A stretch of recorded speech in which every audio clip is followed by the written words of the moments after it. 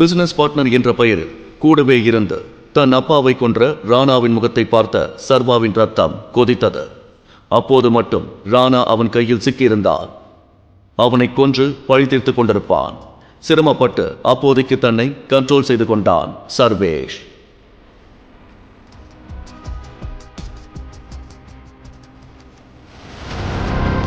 நான் இவ்வளோ நாள் உங்களுக்காக தான் காத்துக்கிட்டு இருந்தேன்.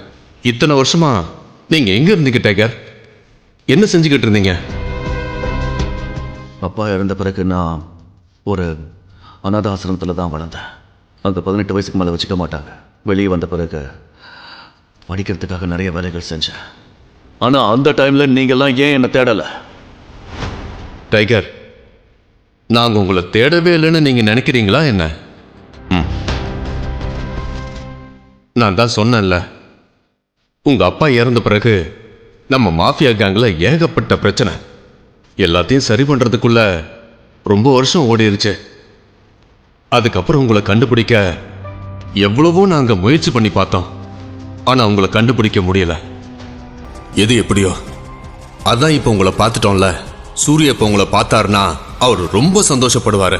சூர்யாவின் பெயரை கேட்டதும் சர்வேஷுக்கு பயங்கரமான கோபம் வந்தது. சூர்யா தன் தந்தையை கொன்ற துரோகியின் மகன். அந்த துரோகியின் மகனை சந்திக்க சர்வேஷ் விரும்பவில்லை. அப்பா என்கிட்ட இந்த மாஃபியா கேங்க பத்தி எதுவுமே சொன்னதில்ல. அப்படி இருக்கிறப்ப என்னால எப்படி? அப்ப நீங்க ரொம்ப சின்ன பையன் தானே டைகர். சொன்னாலும் உங்களுக்கு புரிஞ்சிருக்காது. அதனாலதான் சொல்லியிருக்க மாட்டாரு. அப்புறம் நாங்க உங்களை தேடலன்னு நினைக்காதீங்க. ரொம்ப சின்சியரா தேனோன்னா நீங்க கிடைக்கல. அதான் இப்ப வந்துட்டீங்கல்ல. இனி இந்த மாஃபியா கிங்டம் உங்களுக்கு சொந்தம். சியர்ஸ். அவர் சொன்னது எந்த வகையிலும் சர்வேஷை சந்தோஷப்படுத்தவில்லை. தன் தந்தையை கொன்ற கொலைகாரன் ராணாதான் என்ற ரகசியம் விக்ரமுக்கும் மற்றவர்களுக்கும் ஏன் தெரியவில்லை? ஒரு துரோகியின் மகன் தன்னுடைய சிம்மாசனத்தில் எப்படி அமர்ந்திருக்கிறான் என்ற கேள்விகள் அவன் மனதை அரித்துக் கொண்டிருந்தது. இவை எல்லாவற்றையும் சரி செய்தே தீர்வது என்று உறுதியாக முடிவு செய்தான் சர்வேஷ். அப்போது அவனிடம் வந்த விக்ரம் ஒரு செக்கை அவனிடம் நீட்டினார். இந்தாங்க, இப்போதைக்கு இருக்கட்டும். உங்க அப்பாவோட சாம்ராஜ்யம் கைக்கு கிடைக்கிற வரைக்கும் இது உங்களுக்கு உதவியா இருக்கும். சர்வேஷ் அந்த செக்கை வாங்கி பார்த்தான். அதிலிருந்த தொகை அவன் வாழ்க்கையில் நினைத்து கூட பார்க்காதது 50 கோடி. ஆனால் சர்வேஷ் மனதில் எழுந்த எந்த கேள்விக்கும் அவனுக்கு பதில் கிடைக்கவில்லை. அப்புறம் ஒரு முக்கியமான விஷயம், உங்க அப்பாவோட சாம்ராஜ்யம் கிடைக்கிற வரைக்கும் நீங்க தான் டைகருங்கிற விஷயம் யாருக்கும் தெரியக்கூடாது. உங்க அப்பாவை கொலை செஞ்ச எதிரிங்களுக்கு நீங்க திரும்பி வந்தது இப்போதைக்கு தெரிய வேண்டாம், சரியா? சர்வேஷ் அவர் சொன்னது புரிந்தவனாக தலையசைத்தான். இருவரும் அந்த அறையை விட்டு வெளியே சென்றனர். சர்வாவும் விக்ரமனும் சென்ற அறையை வேதிகா கவலையுடன் பார்த்து கொண்டிருந்தாள். சர்வாவுக்கு உள்ளே என்ன நடக்கிறது, விக்ரமன் சர்வாவை ஏதாவது செய்து விடுவாரா என பயந்தபடியே அமர்ந்திருந்தாள் வேதிகா. இந்த சர்வாக்கு இன்னைக்கு உள்ள செம்ம மீதி விழுந்திருக்கும்னு நினைக்கிறேன். பார்க்கவே பாவமா இருக்கு. கல்யாணத்துக்கு அப்புறம் எதையுமே என்ஜாய் பண்ண முடியாம சாக போறான். இதை கேட்ட வேதிகா கடும் அதிர்ச்சி அடைந்தாள். ஒருவரை கொல்வதென்பது விக்ரமனுக்கு அல்வா சாப்பிடுவது போல என வேதிகாவிற்கு நன்றாகவே தெரியும். விக்ரமன் சார் இவனை மாதிரி லோக்கல் ஆளுங்களெல்லாம் சும்மாவே விட மாட்டாரு. இவனை காலி பண்ணிட்டு தான் மறு வேலை பார்ப்பாரு. கல்யாணம் பண்ணா வாழ்க்கையே காலின்னு சொல்லுவாங்கல்ல, இவ விஷயத்துல கரெக்டா இருக்கு. இதை கேட்ட வேதிகா கடும் கோபம் அடைந்தாள். ஒருவன் சாவின் விளிம்பில் நிற்கிறான் என்று தெரிந்தும் எப்படி இவர்களால் சிரிக்க முடிகிறது? ப்ளீஸ், ஒருத்தன் கஷ்டத்துல இருக்கும் போது அதை பார்த்து இப்படி எல்லாம் சந்தோஷப்படாதீங்க. சந்தோஷப்படாம என் மேல ஒருத்தன் கை வச்சா என்ன ஆகுன்னு மத்த எல்லாருக்குமே தெரியட்டும். ஆகாஷ், நாம தண்ணி அடிச்சிருக்கிறதுனால உளரக்கூடாது. வேதிகா சொல்றதும் கரெக்ட் தான். போதையிலையும் நாம கரெக்டா இருக்கணும். என் தாத்தா அடிக்கடி சொல்லுவாரு, செத்து போனவங்களை பத்தி தப்பா பேசக்கூடாதுன்னு.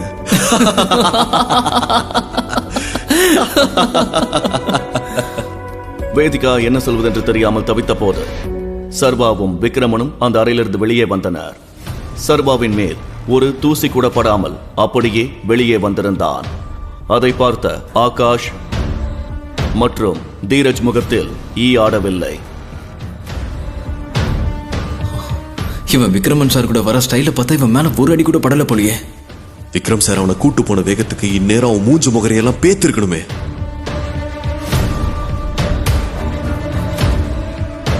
மை டியர் ஃப்ரெண்ட்ஸ், முக்கியமான ஒருத்தர் உங்க எல்லாத்துக்கும் நான் அறிமுகப்படுத்த விரும்புறேன்.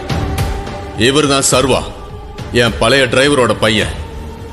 இவர் எனக்கு ரொம்ப வேண்டப்பட்டவர். விக்ரமன் சர்வாவை எல்லோருக்கும் அறிமுகப்படுத்திய பின்பு ஆகாஷும் தீரஜும் ஒருவரை ஒருவர் நக்கலாக பார்த்து சிரித்துக் கொண்டனர். ஆனால் வேதிகாவிற்கோ இந்த செய்தி பெரும் அதிர்ச்சியாக இருந்தது. பார்ட்டி என்ஜாய் பண்ண ப்ளீஸ். சர்வாவை தனியாக விட்டுவிட்டு விக்ரமன் பார்ட்டிக்கு வந்திருந்தவர்களை கவனிக்க சென்றார். அதே சமயம் ஆகாஷும் தீரஜும் விக்ரமன் எதற்காக சர்வாவிற்கு இத்தனை முக்கியத்துவம் கொடுக்கிறார் என புரியாமல் முடித்தனர்.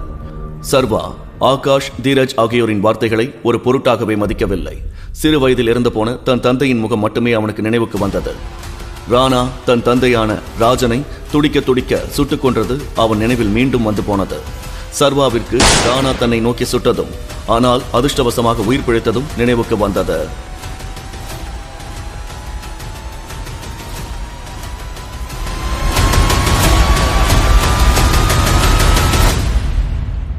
எங்க உன்னை ஏதாவது பண்ணிடுவாங்களோன்னு நான் ரொம்ப பயந்து போயிட்டேன். அப்படியா? என் மேல அவ்வளோ அக்கறையா என்ன? ஓ ப்ளீஸ், உன் மேல அக்கறைலாம் ஒன்றும் கிடையாது. உன்னை நான் தானே இங்க கூட்டிட்டு வந்தேன். இனிமேலாவது நீ கொஞ்சம் ஜாக்கிரதையார.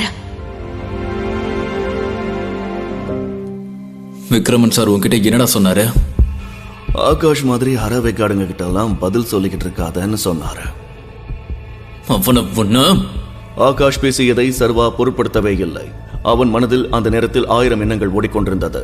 அதே சமயம் சர்வாவின் நடவடிக்கைகளை வேதிகா சற்று வியப்புடன் பார்த்துக் கொண்டிருந்தாள். பின் பார்ட்டியில் சர்வாவும் வேதிகாவும் பேசிக் கொள்ளவே இல்லை. என் வீடு பக்கத்துல தான் இருக்கு, அங்க போயிட்டு போலாமா? இன்னும் உன்னோட வீட்டுக்கா? என்ன நீ பாட்டுக்கு உன் வீட்டுக்கு வான்னு சொல்லிட்டு இருக்க அசால்ட்டா? நினைப்புதான் பொழப்ப கெடுக்கும்னு சொல்லுவாங்க, அந்த மாதிரி இருக்கு நீ சொல்றது. புருஷன் வீட்டுக்கு வரதுக்கு நான் பொண்டாட்டி ஏன் இவ்வளவு யோசிக்கணும்? எங்க பாரு, உன்னோட முட்டாள்தனமான லாஜிக் எல்லாம் நீ உன்னுடைய வச்சுக்கோ. முதல்ல நீ என்னோட ஹோட்டல் பெட்ரூம்குள்ள எப்படி வந்து அதை முதல்ல சொல்ல. எனக்கு உன்கிட்ட அதே கேள்வியை தான் கேட்கணும். உன் பேச்செல்லாம் நல்லதா இருக்கு, ஆனா ஒரு நாளும் நான் உன் கூட வந்து வாழ்வேன்னு நீ தப்பு கணக்கு போடாத. அது வேற யார்கிட்டயாவது வச்சுக்கோ, சரியா? ஒருவேளை ஃபியூச்சர்ல நம்ம ஏதாவது சேர்ந்து வாழற மாதிரி நிலைமை வந்துச்சுன்னா நான் உன் வீட்டுக்கு வர மாட்டேன், நீ தான் என் வீட்டுக்கு வந்து வாழணும், அதுவும் வேலைக்காரனா. புரிஞ்சுதா? சர்வா வேதிகாவை பார்த்தான். பின் ஒரு நொடி தன் கையில் இருந்த மோதிரத்தை பார்த்தான்.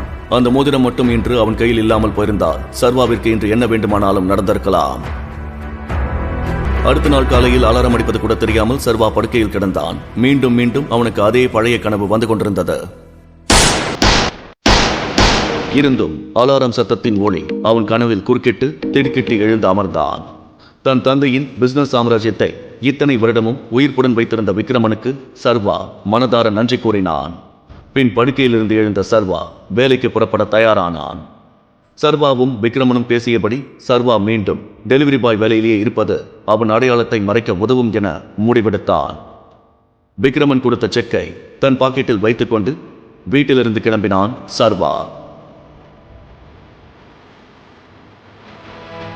1 மணி நேரத்திற்கு பிறகு தன் அலுவலகத்தை அடைந்த சர்வா காரிடாரில் நடந்து செல்லும் போது பின்னால் இருந்து ஒரு குரல் கேட்டது. ஹே டெலிவரி பாய். சர்வா பின்னால் திரும்பி பார்க்கவும் அவனுடன் வேலை செய்யும் ஹரிஷ் நின்று கொண்டிருந்தான். அவனுக்கு வேலை செய்வதை விட சர்வாவை மட்டம் தட்டி பேசுவதுதான் மிகவும் பிடிக்கும். என்ன விஷயம் சொல்லு, எனக்கு நிறைய வேலை இருக்கு. அட, எந்த கோட்டையை பிடிக்கிறதுக்காக சார் இவ்வளவு அவசரமா போறீங்க? பாஸ் உன்னை உள்ள கூப்பிடுறாரு. அப்புறம் நேத்து இன்ஃபார்ம் பண்ணாம எங்க போன? உங்க அப்பனோட கல்யாண ஊர்வலத்துக்கா? இதை கேட்டு சர்வாவின் ரத்தம் கொதித்தது. அவன் நினைத்தால் ஒரே அடியில் ஹரிஷின் முகத்தை உடைத்திருக்க முடியும். ஆனால் எதுவும் பேசாமல் சர்வா தன்னை அமைதிப்படுத்திக் கொண்டு அவனுடைய பாஸின் கேபினுக்குள் நுழைந்தான். Good morning sir. உனக்கு குட் மார்னிங்கா பேட் மார்னிங்கான்னு நான் சொல்றேன். சர்வா எதுவும் பேசாமல் அமைதியாக நின்றிருந்தான். மீண்டும் சர்வாவிடம் கோபமாக பேசிய அவனுடைய பாஸ், நேத்து ஒருத்தர்கிட்ட இன்ஃபார்ம் பண்ணாம எங்க போய் தொலைஞ்ச? சர்வா இதற்கும் பதில் பேசாமல் அமைதியாக இருந்தான். சர்வா நினைத்திருந்தால் ஏதாவது ஒரு பொய்யை சொல்லி சமாளித்திருக்க முடியும். ஆனால் அவன் அப்படி செய்ய விரும்பவில்லை. நேத்து ஏகப்பட்ட டெலிவரி பெண்டிங். உன்னால கம்பெனிக்கு எவ்வளவு லாஸ் ஆச்சு தெரியுமான்னு கேக்குறேன். ஆனா சார், மாசத்துக்கு ஒரு தடவை நான் கேஷுவல் லீவ் எடுக்கலாம்ல, அதான். வாய்மூடு, எந்த கேள்வி கேட்டாலும் அதுக்கு ஒரு பதில சொல்லிடுறேன். இதெல்லாம் அப்பா வீட்டு கம்பெனியா? இதை கேட்ட சர்வாவிற்கு கோபத்தில் முகம் சிவக்க ஆரம்பித்தது. கோபத்தில் தன் கை முஷ்டியை மடக்கிய சர்வா அவன் பாஸை நோக்கி முறைத்தான். என்னடா முறைக்கிற? இன்னிலிருந்து உனக்கு இங்க வேலை கிடையாது. You are fired. இதை கேட்ட சர்வாவிற்கு எந்த ஆச்சரியமும் ஏற்படவில்லை. ஏனென்றால் இப்படி ஒரு சம்பவம் கூடிய விரைவில் நடக்கும் என்று சர்வா ஏற்கனவே எதிர்பார்த்திருந்தான். சர்வாவின் பாஸும் ஆகாஷும் நெருங்கிய நண்பர்கள். முந்தைய நாள் பார்ட்டியில் ஆகாஷுக்கு சர்வா சொன்ன அந்த பதில் ஆகாஷ் மாதிரி அறவை கிடங்கு கிட்டலாம் பதில் சொல்லிட்டு இருக்காதுன்னு சொன்னாரு. இது இன்று நடக்காவிட்டாலும் என்றாவது ஒரு நாள் நடந்தே தீரும் என்பது சர்வாவிற்கு நன்றாகவே தெரியும். ஒன்னும் பிரச்சனை இல்லை, நான் இப்பவே கிளம்புறேன். நான் வேலை பார்த்ததுக்கான என்னோட சம்பளம் மொத்தத்தையும் செட்டில் பண்ணுங்க. சம்பளமா? நீ எனக்கு பண்ண நஷ்டத்துக்கு நான் தாண்டா உங்ககிட்ட பணம் கேட்கணும். நீ எனக்கு பண்ணிருக்கிற லாஸுக்கு எனக்கு நஷ்ட ஈடா உங்ககிட்ட நான் தான் கணக்கு போட்டு காசு வாங்கணும். உங்ககிட்ட நஷ்ட ஈடு கேட்கலன்னு நீ சந்தோஷப்பட்டுக்கோ. முதல்ல டைம் வேஸ்ட் பண்ணாம கொஞ்சம் வெளியில போ. என்ன சார் சொல்றீங்க? ஒரே நாள்ல 25,000 ரூபாய் எப்படி நஷ்டமாகும்? என் சம்பளம் கைக்கு வர வரைக்கும் நான் இங்கிருந்து கிளம்ப மாட்டேன். என்னோட சம்பளத்தை கொடுங்க. சம்பளமா? இரு, உனக்கு இப்பவே கை நிறைய கொடுத்து அனுப்புறேன் என்று சொன்ன அவன் பாஸ் காலிங் பெல்லை அழுத்தவும் 4 பவுன்சர்கள் அந்த அறைக்குள் வேகமாக நுழைந்தனர். இவனை அடிச்சு வெளியில தூக்கி போடுங்க.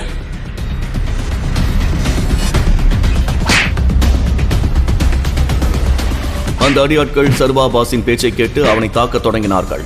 ஆனால் அவர்களை லாவகமாக சமாளிக்க தொடங்கிய சர்வா அந்த 4 பவுன்சர்களையும் அடித்து துவம்சம் செய்தார். அந்த 4 பவுன்சர்களின் கை கால்களை அசால்ட்டாக அடித்து உடைத்தான் சர்வா. ஒரு நிமிடத்தில் அந்த 4 பவுன்சர்களையும் அடித்து கீழே சாய்த்திருந்தான். இதை பார்த்த சர்வாவின் பாஸ் அப்படியே வாயடைத்து போனார். இப்போது நேராக தன் பாஸிடம் வந்த சர்வா அவர் கழுத்தில் கை வைத்து, என் சம்பளம். அவனுடைய பாஸ் உடனடியாக பணத்தை எடுத்து நடுங்கும் கைகளில் சர்வாவிடம் கொடுத்தார். பணத்தை கையில் வாங்கிய சர்வா அவன் பாஸை பிடித்து சேரில் தள்ளினான். கிளம்பும் முன் மீண்டும் தன் பாஸை பார்த்த சர்வா, ஒரு விஷயத்தை நல்ல ஞாபகம் வச்சுக்கோ. இன்னொரு வாட்டி யாருடைய அப்பாவை பத்தியாவது தப்பா பேசுன கழுத்து மட்டும்தான் இருக்கும், ஆனா அதை திருப்ப முடியாது. இதை கேட்டு அவனுடைய பாஸ் அப்படியே அதிர்ச்சியில் உறைந்தார். சர்வா சற்று கோபக்காரன் என்று தெரியும், ஆனால் அவனுடைய உண்மையான கோபத்தை அவனுடைய பாஸ் இதற்கு முன் பார்த்ததில்லை. சர்வா அந்த அலுவலகத்திலிருந்து வெளியே வந்தான். அப்போது தெரியாத ஒரு எண்ணிலிருந்து அவனுக்கு அழைப்பு வந்தது. ஹலோ, யார் பேசுறது? டைகர், நான் விக்ரமன். சொல்லுங்க. நீ ஒரு முக்கியமான ஆளை சந்திக்கணும். அவர் நம்ம மாஃபியா உலகத்துல ரொம்ப முக்கியமான ஆளு. அது மட்டும் இல்ல, அவர் உங்க அப்பாவுக்கும் எனக்கு ரொம்ப க்ளோஸ் ஃப்ரெண்ட், கரிகாலன். நம்மளோட டைகர் திரும்பி வந்துட்டாருன்னு அவருக்கு கண்டிப்பா தெரியணும். சோ இன்னைக்கு ஒன்னா டின்னர் சாப்பிடுவோம். ஹோட்டல் விஸ்தாரா. கண்டிப்பா வந்துரு. Okay, see you. Bye. விக்ரமின் வாயிலிருந்து கரிகாலன் என்ற பெயரை கேட்டதும் சர்வா சற்று நடுங்கத் தொடங்கினான். சர்வா ஏற்கனவே கேள்விப்பட்டிருந்தான்.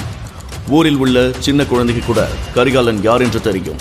பெரிய சக்தி வாய்ந்த மனிதர்கள் கூட கரிகாலனின் பெயரை கேட்டால் நடுங்குவார்கள். அதனால் சர்வாவிற்கும் அவரை சந்திக்க வேண்டும் என்று சொன்னவுடன் ஒரு பதற்றம் தொற்றிக்கொண்டது.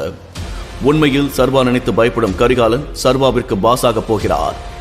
ஆனாலும் தன் தந்தையின் நண்பர், ஊரிலேயே மிகவும் பெரிய கேங்ஸ்டர், தன்னை எப்படி ஏற்றுக்கொள்வார்? அவரை எப்படி எதிர்கொள்ளப் போகிறோம் என்கிற எண்ணத்தில் தன் தந்தை கொடுத்த மோதிரத்தை தீவிரமாக பார்த்து யோசிக்க ஆரம்பித்தான் சர்வா. முழு கதையையும் கேட்டு மகிழ பாக்கெட் FM ஆப்பை டவுன்லோட் செய்யுங்கள். லிங்க் டிஸ்கிரிப்ஷனில் கொடுக்கப்பட்டுள்ளது.